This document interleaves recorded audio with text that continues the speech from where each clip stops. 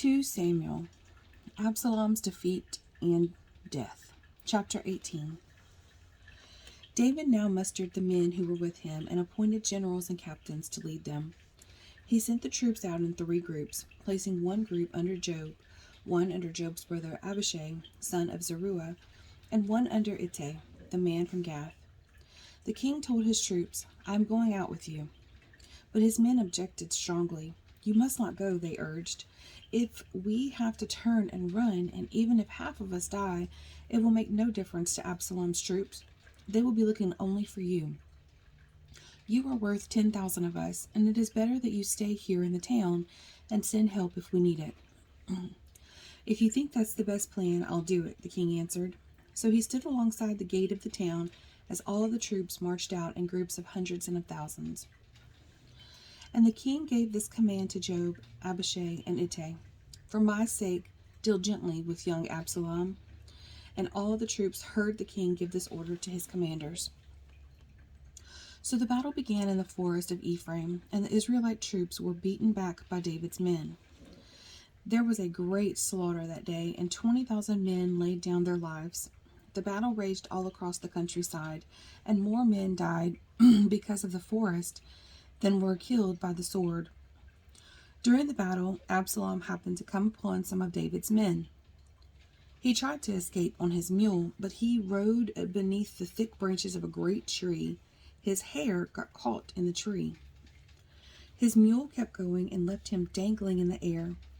One of David's men saw what had happened and told Joab, "I saw Absalom dangling from a great tree." "What?" Joab demanded. "You saw him there and didn't kill him? I would have rewarded you with 10 pieces of silver and a hero's belt." "I would not kill the king's son for even 1,000 pieces of silver," the man replied to Joab. "We all heard the king say to you and Abishai and Ittai, 'For my sake, please spare young Absalom.' And if I had betrayed the king by killing his son, and the king would certainly find out who did it, you yourself would be the first to abandon me." "Enough of this nonsense," Joab said. Then he took 3 daggers and plunged them into Absalom's heart as he dangled, still alive, in the great tree. 10 of Joab's young armor-bearers then surrounded Absalom and killed him. Then Joab blew the ram's horn, and his men returned from chasing the army of Israel. They threw Absalom's body into a deep pit in the forest and piled a great heap of stones over it, and all Israel fled to their homes.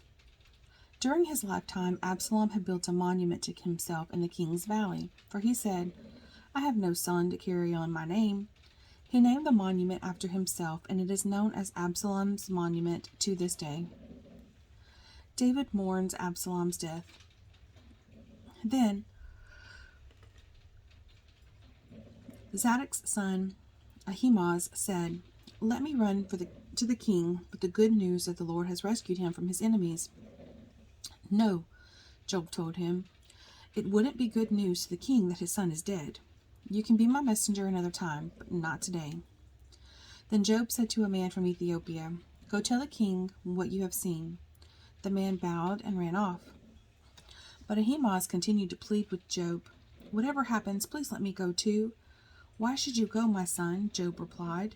"There will be no reward for your news." "Yes, but let me go anyway," he begged. Joab finally said, "All right, go ahead."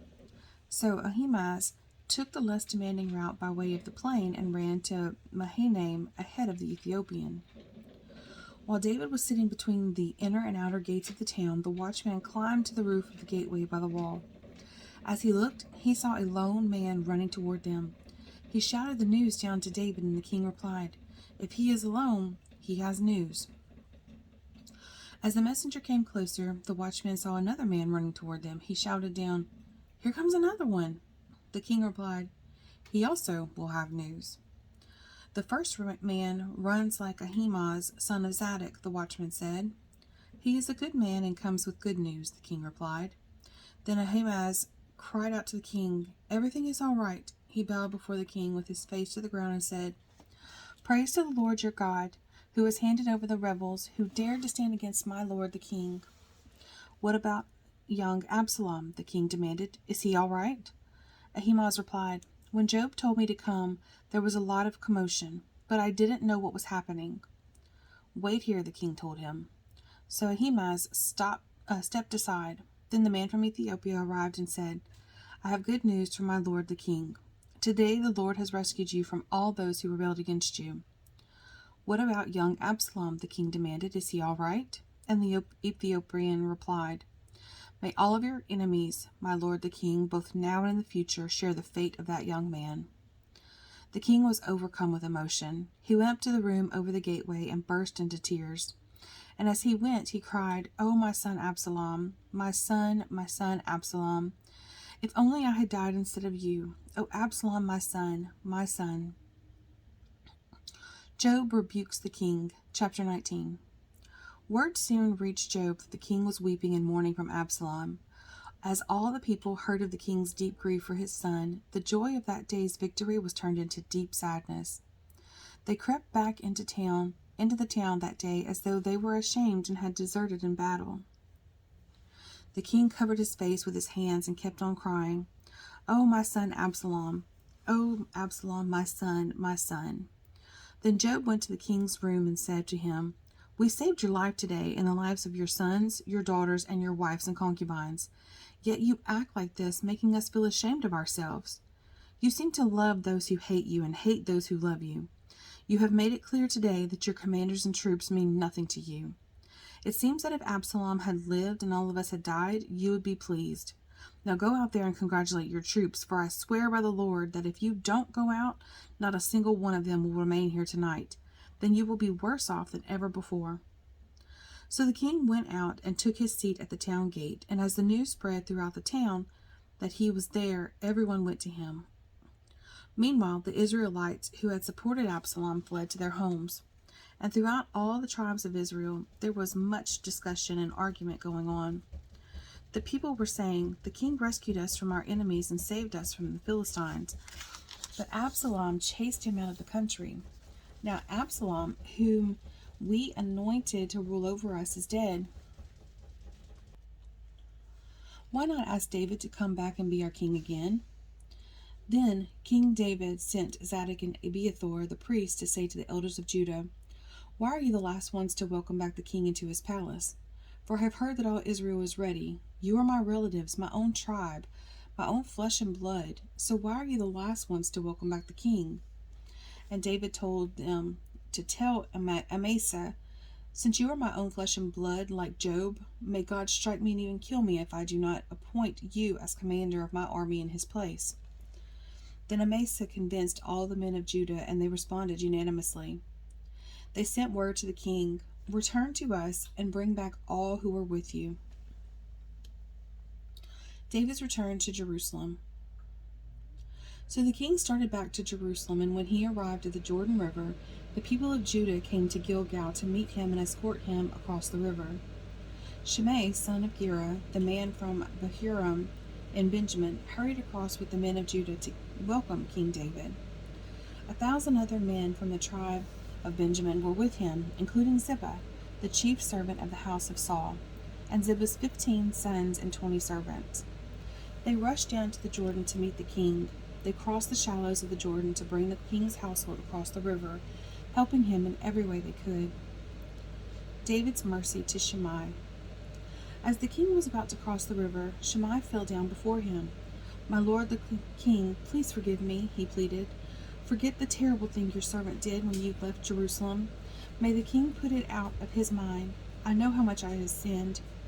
That is why I have come here today, the very first person in all Israel to greet my lord the king. Then Abishai, son of Zeruiah, said, Shimei should die, for he cursed the Lord's anointed king. Who asked your opinion, you sons of Zeruiah? David exclaimed. Why have you become my adversary today? This is not a day for execution, for today I am once again the king of Israel. Then, turning to Shimei, David vowed, Your life will be spared. David's kindness to Mephibosheth. Now Mephibosheth, Saul's grandson, came down from Jerusalem to meet the king. He had not cared for his feet, trimmed his beard, or washed his clothes since the day the king left Jerusalem. Why didn't you come with me, Mephibosheth? The king asked him. Mephibosheth replied, My lord the king, my servant Ziba deceived me. I told him, 'Saddle my donkey so I can go with the king, for as you know, I am crippled.' Ziba has slandered me by saying that I refused to come. But I know that my lord the king is like an angel of God. So do what you think is best. All my relatives and I could expect only death from you, my lord, but instead you have honored me by allowing me to eat at your own table. What more can I ask?" "You've said enough," David replied. "I've decided that you and Ziba will divide your land equally between you." "Give him all of it," Mephibosheth said. "I am content just to have you safely back again, my lord the king." David's kindness to Barzillai. Barzillai of Gilead had come down from Rogelim to escort the king across the Jordan. He was very old, 80 years of age, and very wealthy. He was the one who had provided food for the king during his stay in Mahanaim. "Come across with me and live in Jerusalem," the king said to Barzillai. "I will take care of you there." "No," he replied. "I am far too old to go with the king to Jerusalem. I am 80 years old today, and I can no longer enjoy anything. Food and wine are no longer tasty, and I cannot hear the singers as they sing. I would only be a burden to my lord the king. Just to go across the Jordan River with the king is all the honor I need. Then let me return again to die in my own town, where my father and mother are buried. But here is your servant, my son, Kingham. Let him go with you, my lord, the king, and receive whatever you want to give him." "Good," the king agreed. "Kingham will go with me, and I will help him in any way you would like. And I will do for you anything you want." So all the people crossed the Jordan with the king. After David had blessed Barzillai and kissed him, Barzillai returned to his own home. The king then crossed over to Gilgal, taking Kimham with him. All the troops of Judah and half the troops of Israel escorted the king on his way. An argument over the king. But all the men of Israel complained to the king, "The men of Judah stole the king and didn't give us the honor of helping take you, your household, and all your men across the Jordan." The men of Judah replied, "The king is one of our own kinsmen. Why should this make you angry? We haven't eaten any of the king's food or received any special favors." "But there are 10 tribes in Israel," the others replied, "so we have 10 times as much right to the king as you do. What right do you have to treat us with such contempt? Weren't you the first to speak of bringing him back to be our king again?" The argument continued back and forth, and the men of Judah spoke even more harshly than the men of Israel. Bitterness. 2 Samuel chapter 19, verses 1 through 8, meaning. King David was paralyzed by grief after learning of the death of his son Absalom. A radical loss can cause a radical grief. A bitterness of spirit that, left unchecked, can eat its way into the core of a peaceful soul. Soldiers had placed their lives on the line in order to save David from his son's rebellion, and now he could only weep bitterly without acknowledging those who had saved him and his kingdom. David was in danger of being swallowed up by his own bitterness and losing perspective on the situation as a whole. Undoubtedly, he felt that nothing mattered now, but Job, often on impulse and violent man, offered good counsel in this situation. If David didn't get up and thank his soldiers for saving him, he would be in danger of losing his entire kingdom once again. There is a time to be alone and work through our grief, but we must be careful not to become obsessed and embittered by it. There is also a time to acknowledge and appreciate those who are reaching out to help us and those who need our encouragement. The Revolt of Sheba, chapter 20. There happened to be a troublemaker there named Sheba, son of Bichri, a man from the tribe of Benjamin. Sheba blew a ram's horn and began to chant, "Down with the dynasty of David! We have no interest in the son of Jesse. Come on, you men of Israel, back to your homes." So all the men of Israel deserted David and followed Sheba, son of Bichri. But the men of Judah stayed with their king and escorted him from the Jordan River to Jerusalem. When David came to his palace in Jerusalem, he took the 10 concubines he had left to look after the palace and placed them in seclusion. Their needs were provided for, but he no longer slept with them. So each of them lived like a widow until she died. Then the king told Amasa, "Mobilize the army of Judah within 3 days and report back at that time." So Amasa went out to notify Judah, but it took him longer than the time he had been given. Then David said to Abishai, Sheba, son of Bichri, is going to hurt us more than Absalom did. Quick, take my troops and chase after him before he gets into a fortified town where we can't reach him. So Abishai and Joab, together with the king's bodyguard and all the mighty warriors, set out from Jerusalem to go after Sheba. As they arrived at the great stone in Gibeon, Amasa met them. Joab was wearing his military tunic with a dagger strapped to his belt. As he stepped forward to greet Amasa, he slipped the dagger from its sheath. "How are you, my cousin?" Joab said, and took him by the beard with his right hand as though to kiss him. Amasa didn't notice the dagger in his left hand, and Joab stabbed him in the stomach with it so that the insides gushed out onto the ground. Joab did not need to strike again, and Amasa soon died. Joab and his brother Abishai left him lying there and continued after Sheba. One of Joab's young men shouted to Amasa's troops, "If you are for Joab and David, come and follow Joab." But Amasa lay in his blood in the middle of the road, and Joab's man saw that everyone was stopping to stare at him. So he pulled him off the road into a field and threw a cloak over him. With Amasa's body out of the way, everyone went on with Joab to capture Sheba, son of Bichri.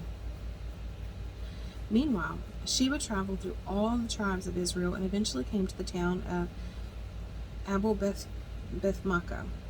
All the members of his own clan, the Bichrites, assembled for battle and followed him into the town. When Joab's forces arrived, they attacked Abel-Beth-Maachah. They built a siege ramp against the town's fortifications and began battering down the wall. But a wise woman in the town called out to Joab, "Listen to me, Joab. Come over here so I can talk to you." As he approached, the woman asked, "Are you Joab?" "I am," he replied.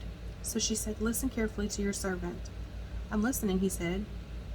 Then she continued, "There used to be a saying, if you want to settle an argument, ask advice at the town of Abel. I am one who is peace-loving and faithful in Israel, but you are destroying an important town of Israel. Why do you want to devour what belongs to the Lord?" And Joab replied, "Believe me, I don't want to devour or destroy your town. That's not my purpose. All I want is a man named Sheba, son of Bichri, from the hill country of Ephraim, who has revolted against King David. If you hand over this one man to me, I will leave the town in peace." "All right," the woman replied. "We will throw his head over the wall to you." Then the woman went to all the people with her wise advice, and they cut off Sheba's head and threw it out to Joab. So he blew the ram's horn and called his troops back from the attack. They all returned to their homes, and Joab returned to the king of Jerusalem. Now Joab was the commander of the army of Israel. Benaiah, son of Jehoiada, was captain of the king's bodyguard. Adoniram was in charge of forced labor. Jehoshaphat, son of Ahilud, was the royal historian. Sheva was the court secretary. Zadok and Abiathar were the priests, and Ira, a descendant of Jair, was David's personal priest. David avenges the Gibeonites. Chapter 21. There was a famine during David's reign that lasted for 3 years. So David asked the Lord about it, and the Lord said, "The famine has come because Saul and his family are guilty of murdering the Gibeonites." So the king summoned the Gibeonites. They were not part of Israel, but were all that was left of the nation of the Amorites. The people of Israel had sworn not to kill them, but Saul, in his zeal for Israel and Judah, had tried to wipe them out. David asked them, "What can I do for you? How can I make amends so that you will bless the Lord's people again?" "Well, money can't settle this matter between us and the family of Saul," the Gibeonites replied. "Neither can we demand the life of anyone in Israel." "What can I do then?" David asked. "Just tell me, and I will do it for you." Then they replied, "It was Saul who planned to destroy us, to keep us from having any place at all in the territory of Israel. So let 7 of Saul's sons be handed over to us, and we will execute them before the Lord of Gibeon on the mountain of the Lord." "All right," the king said, "I will do it." The king spared Jonathan's son, Mephibosheth, who was Saul's grandson, because of the oath David and Jonathan had sworn before the Lord. But he gave them Saul's 2 sons, Armoni and Mephibosheth, whose mother was Rizpah, daughter of A.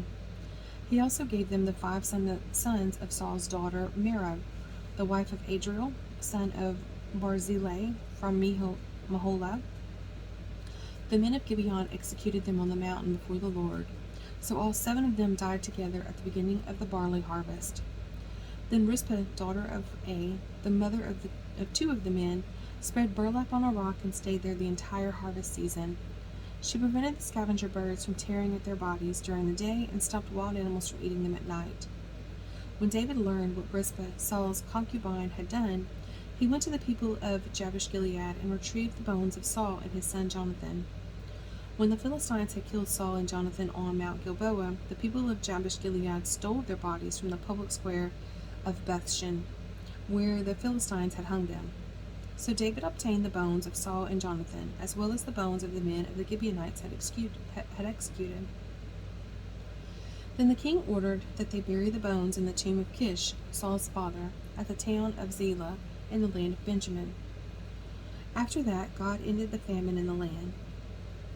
Battles against Philistine giants. Once again the Philistines were at war with Israel, and when David and his men were in the thick of battle, David became weak and exhausted. Ishbi-Benob was a descendant of the giants. His bronze spearhead weighed more than 7 pounds, and he was armed with a new sword. He had cornered David and was about to kill him, but Abishai, son of Zeruiah, came to David's rescue and killed the Philistine. Then David's men declared, "You are not going out to battle with us again. Why risk snuffing out the light of Israel?" After this, there was another battle against the Philistines at Gob. As they fought, Sibbecai from Husha killed Saph, another descendant of the giants. During another battle at Gob, Elhanan, son of Jair, from Bethlehem, killed the brother of Goliath of Gath. The handle of his spear was as thick as a weaver's beam. In another battle with the Philistines at Gath, they encountered a huge man with 6 fingers on each hand and 6 toes on each foot, 24 in all, who was also a descendant of the giants. But when he defied and taunted Israel, he was killed by Jonathan, the son of David's brother Shimea. These 4 Philistines was descendants of the giants of Gath, but David and his warriors killed them. David's Song of Praise, chapter 20. 2. David sang this song to the Lord on the day the Lord rescued him from all his enemies and from Saul. He sang, "The Lord is my rock, my fortress, and my Savior. My God is my rock in whom I find protection. He is my shield, the power that saves me in my place of safety. He is my refuge, my Savior, the one who saves me from violence. I called on the Lord who is worthy of praise, and he saved me from my enemies. The waves of death overwhelmed me, floods of destruction swept over me. The grave wrapped its ropes around me, death laid a trap in my path. But in my distress I cried out to the Lord. Yes, I cried to my God for help. He heard me from his sanctuary, my cry reached his ears. Then the earth quaked and trembled, the foundations of the heavens shook, they quaked because of his anger. Smoke poured from his nostrils, fierce flames leaped from his mouth. Glowing coals blazed forth from him. He opened the heavens and came down. Dark storm clouds were beneath his feet. Mounted on a mighty angelic being, he flew, soaring on the wings of the wind. He shrouded himself in darkness, veiling his approach with dense rain clouds. A great brightness shone around him, and burning coals blazed forth. The Lord thundered from heaven. The voice of the Most High resounded. He shot arrows and scattered his enemies. His lightning flashed, and they were confused. Then at the command of the Lord, at the blast of his breath, the bottom of the sea could be seen, and the foundations of the earth were laid bare. He reached down from heaven and rescued me. He drew me out of deep waters. He rescued me from my powerful enemies, from those who hated me and were too strong for me. They attacked me at a moment when I was in distress, but the Lord supported me. He led me to a place of safety. He rescued me because he delights in me. The Lord rewarded me for doing right. He restored me because of my innocence. For I have kept the ways of the Lord. I have not turned from my God to follow evil. I followed all his regulations. I have never abandoned his decrees. I am blameless before God. I have kept myself from sin. The Lord rewarded me for doing right. He has seen my innocence. To the faithful you show yourself faithful. To those with integrity you show integrity. To the pure you show yourself pure. But to the crooked you show yourself shrewd. You rescue the humble, but your eyes watch the proud and humiliate them. O Lord, you are my lamp. The Lord lights up my darkness. In your strength I can crush any army. I can crush an army. With my God I can scale any wall. God's way is perfect.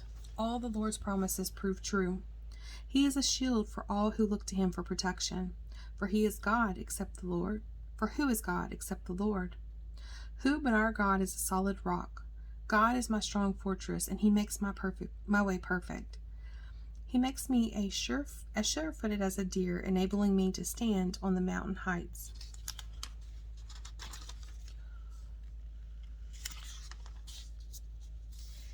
He trains my hands for battle. He strengthens my arm to draw a bronze bow. You have given me your shield of victory. Your help has made me great. You have made a wide path for my feet to keep them from slipping.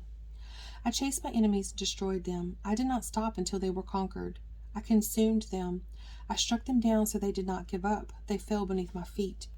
You have armed me with the strength for the battle. You have subdued my enemies under my feet. You placed my foot on their necks. I have destroyed all who hated me. They looked for help, but no one came to their rescue. They even cried to the Lord, but he refused to answer. I ground them as fine as the dust of the earth. I trampled them in the gutter like dirt. You gave me victory over my accusers. You preserved me as the ruler over nations. People I don't even know now serve me. Foreign nations cringe before me. As soon as they hear of me, they submit. They all lose their courage and come trembling from their strongholds. The Lord lives. Praise to my rock. May God, the rock of my salvation, be exalted. He is the God who pays back those who harm me. He brings down the nations under me and delivers me from my enemies. You hold me safe beyond the reach of my enemies. You save me from violent opponents. For this, O Lord, I will praise you among the nations. I will sing praises to your name. You give great victories to your king. You show unfailing love to your anointed, to David and all his descendants forever. David's last words, chapter 23.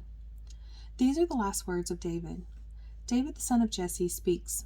David, the man who was raised up so high. David, the man anointed by the God of Jacob. David, the sweet psalmist of Israel. The Spirit of the Lord speaks through me.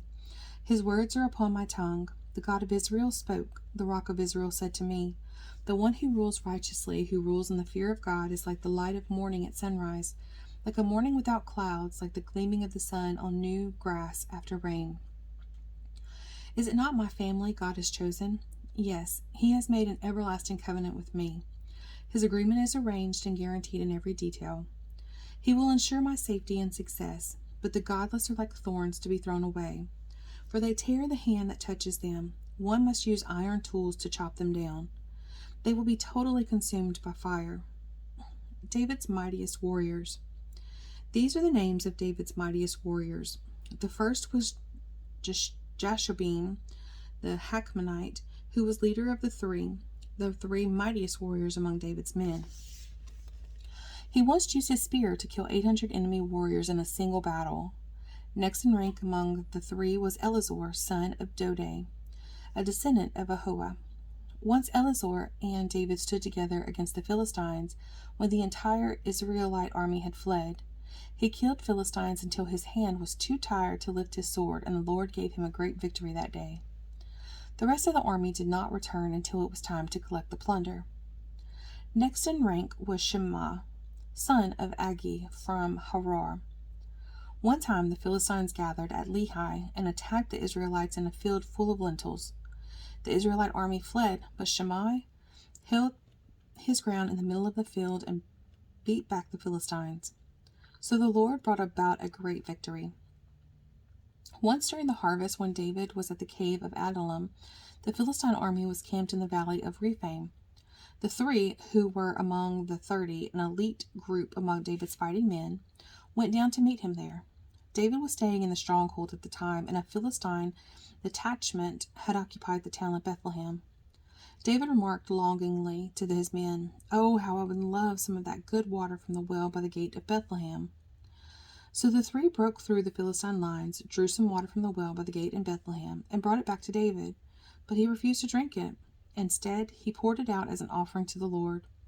"The Lord forbid that I should drink this," he exclaimed. "This water is as precious as the blood of these men, who risked their lives to bring it to me." So David did not drink it. These are examples of the exploits of the three. David's 30 mighty men.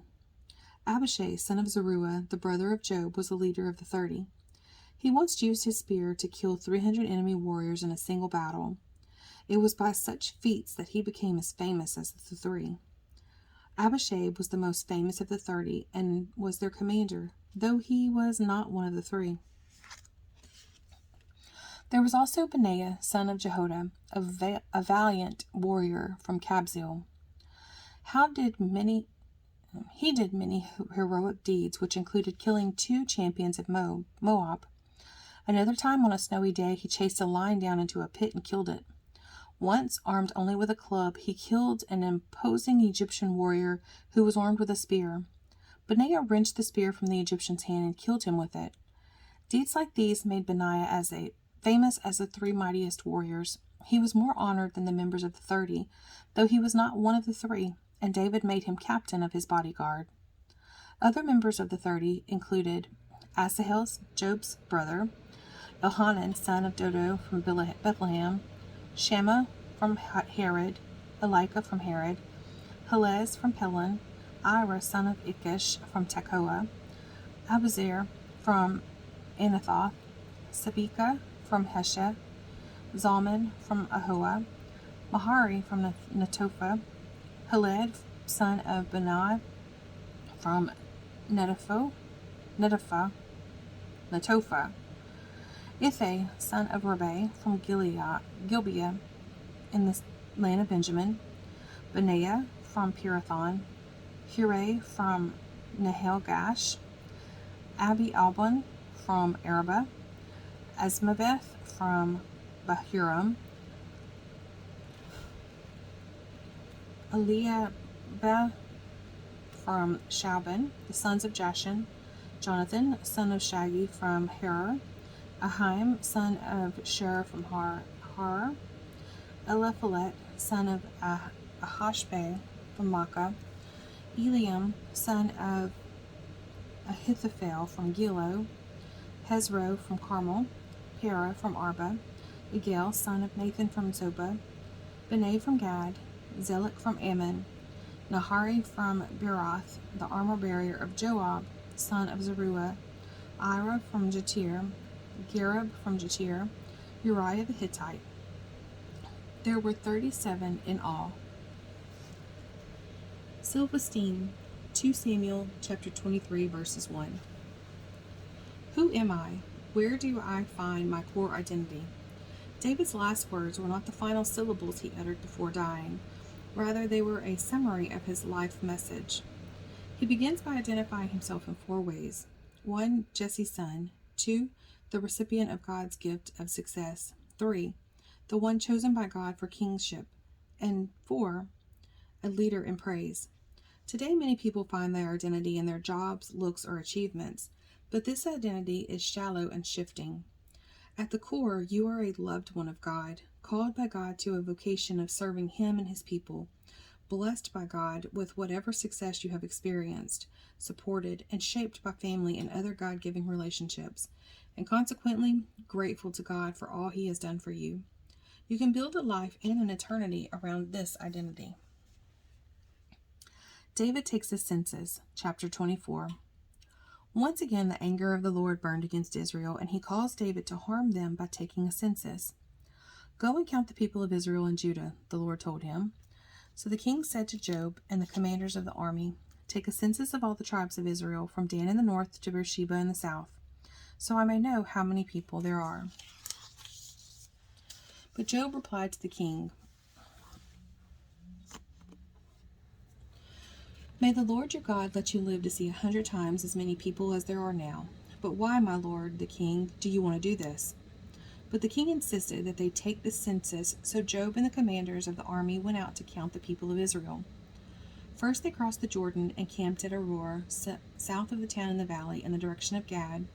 Then they went on to Jazer, then to Gilead in the land of Tatum Hodshi, and to Danjan, and around to Sidon. Then they came to the fortress of Tyre, and all the towns of the Hivites and Canaanites. Finally they went south to Judah as far as Beersheba. Having gone through the entire land for 9 months and 20 days, they returned to Jerusalem. Job reported the number of people to the king.